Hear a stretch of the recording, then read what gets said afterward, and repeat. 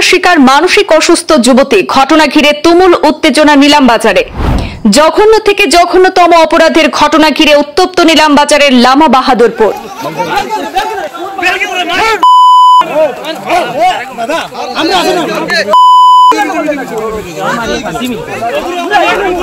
ঘরে ঢুকে ভিন্নধর্মী যুবতীর সঙ্গে কুকর্ম সংঘটিত করার অভিযোগ 50 ঊর্ধ্ব প্রৌঢ়ের বিরুদ্ধে। উত্তম মধ্যম দিয়ে ভিন্নধর্মী যুবতীর সঙ্গে কুকর্ম করা লম্পট প্রৌঢ়কে পুলিশের হাতে তুলে দিয়েছেন এলাকার ক্ষুব্ধ জনতা।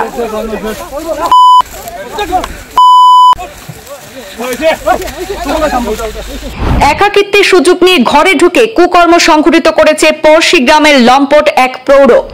নির্যাতিতা যুবতীর বাড়িতেই শ্রমিকের কাজে নিয়োজিত ছিল অভিযুক্ত প্রৌঢ়। পলায়নের চেষ্টা করেও পার পায়নি লম্পট। পুলিশকে সহযোগিতায় এগিয়ে এলেন স্থানীয়রা। পরিস্থিতি নিয়ন্ত্রণে ঘটনাস্থলে মোতায়েন আধা সামরিক বাহিনী। ঘটনার বিরুদ্ধে রুখে দাঁড়িয়েছেন সমাজের সর্বস্তরের মানুষ। পরিস্থিতি খোঁজ নিতে জেলা সদর থেকে ঘটনাস্থলে পৌঁছান শ্রীভূমি পুলিশের ডিএসপি। প্রাথমিক ধাক্কা সামলে পুরো ঘটনার রাশ মুঠোয় রাখতে সক্ষম হয়েছে নিলামবাজার থানার পুলিশ। ভোটের মুখে ঘটনার রেশ ধরে পরিস্থিতি যাতে ভিন্ন মোড় না নেয় সেদিকে কঠোর সতর্কতা অবলম্বন করেছেন পুলিশ সুপার পার্থপ্রতিম দাস। তাৎক্ষণিক পদক্ষেপ গ্রহণ করে অভিযুক্তকে হেফাজতে নিয়ে আইনি প্রক্রিয়া শুরু করেছে পুলিশ প্রশাসন। হাসপাতালে চিকিৎসাধীন করা হয়েছে পীড়িতা যুবতীকে। ঘটনা নিয়ে সতর্ক রয়েছে জেলা পুলিশ। ঘটনার মাত্র 3 ঘন্টার মধ্যে স্থানীয়দের সহযোগিতায় অভিযুক্তকে গ্রেপ্তার করেছেন নিলামবাজার থানার ওসি নিশি রঞ্জন দে।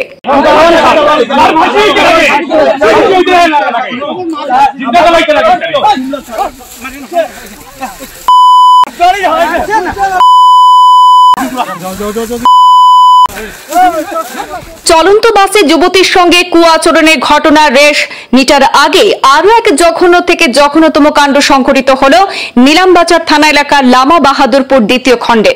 আজ দুপুরে একাকিত্বের সুযোগে থানা এলাকার কোনো এক গ্রামের বাসিন্দা মানসিক অসুস্থ যুবতীর মা বাবা বাড়িতে না থাকায় একাকিত্বের সুযোগে ঘরে ঢুকে ভিন্নধর্মী প্রৌঢ় জোর জবরদস্তি কুকর্ম সংঘটিত করে পালিয়ে যাওয়ার জঘন্য ঘটনাকে ঘিরে তুমুল উত্তেজনাকর পরিস্থিতির সৃষ্টি হয়।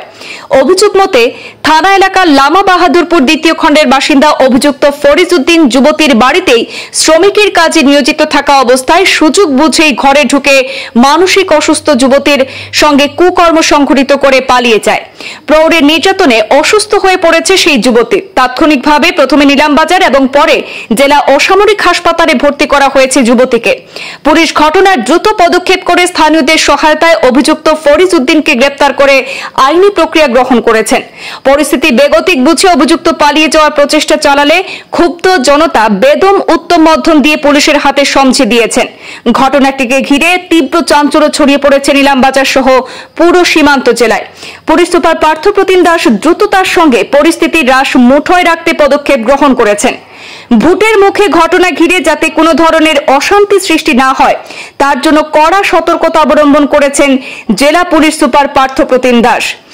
কারণ নির্বাচনের প্রাক মুহূর্তে এই ধরনের জঘন্যতম ঘটনা নিয়ে সামাজিক যোগাযোগ মাধ্যমে বিভিন্ন জন বিভিন্ন ধরনের মন্তব্য করছেন, যাতে সমাজের সাম্প্রদায়িক সম্প্রীতি এবং অশান্তি সৃষ্টি হতে পারে, সাম্প্রদায়িক সম্প্রীতি বিনষ্ট হওয়ার সম্ভাবনা রয়েছে। তাই এই সব কাজ থেকে বিরত থাকার জন্য, অর্থাৎ সামাজিক যোগাযোগ মাধ্যমে এই সব বিষয় নিয়ে বিভ্রান্তিকর মন্তব্য বা উস্কানিমূলক মন্তব্য করা থেকে বিরত থাকার জন্য সকলকে অনুরোধ করা হচ্ছে। এইসব বিষয় নিয়ে সামাজিক যোগাযোগ মাধ্যমে উস্কানিমূলক সাম্প্রদায়িক সম্প্রীতি বিনষ্ট করার মতো মন্তব্য করলে সমাজে ক্ষতি হতে পারে, সাম্প্রদায়িক সম্প্রীতি বিনষ্ট হতে পারে, যার জন্য সকলকে সতর্কতা অবলম্বন করতে বলেছেন জেলা পুলিশ সুপার। আমাদের হাতে মন্তব্য রয়েছে এসপি পার্থপ্রতিম দাসের, শুনে নেব বিস্তারিত। ঘটনা সংঘটিত হয়েছে বলে আমাদের কম পাইছিল। এটা ইনফরমেশনটা পাইছিল Dasgram area under Nilambazar police station. এটা রেপ কেস রিপোর্ট হয়েছিল। স্পেচিয়েল ওমেন এজনী আছিলে, এৰাউণ্ড 20 years এজ। তেখেতৰ তেওঁ ঘৰত অকলে থকা এজন 50 years এজৰ তেখেতৰ নাম হ'ল হাৰিছ উদ্দিন। তেখেতে ফিজিকেলি এছল্ট কৰিছে তেখেতক।